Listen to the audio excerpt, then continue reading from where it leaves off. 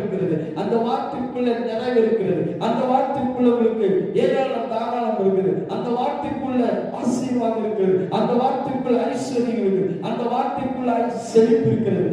எல்லாம் அந்த வார்த்தை. ஆனா பார்க்கிற விதத்தில் இல்லை, பார்க்காதான் பவுல் சொல்றாரு, காணப்படுவது அல்ல காணப்படாதவர்களை நோக்கி இருக்கிற நமக்கு. அப்போ கிறிஸ்தவர்கள், தேவனுடைய பிள்ளைகள், நீங்க பார்க்கிறதை நீங்க போக்கஸ் பண்ணக்கூடாது. உங்க பிரச்சனையை, உங்க வாழ்க்கை இருக்கிற பிரச்சனை எப்படி பார்க்கணும்? பார்க்கும்போது அது பிரச்சனையா பார்க்காம அதுக்கான பதில் தேவனுடைய வார்த்தையில் இருக்கிறபடினா, இப்போ இந்த பிரச்சனைக்கான பதில் தேவனுடைய வார்த்தையில் இருக்கிறது.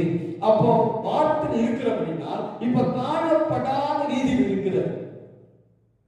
அப்ப அந்த காணப்படாத ரீதியில் இருக்கிறதை வெற்றி, ஜெயம், நல்வாழ்க்கை, நிறைவு வாழ்க்கை, ஏராளம், தாராளம், அற்புதமான வெற்றி வாழ்க்கை எல்லாம்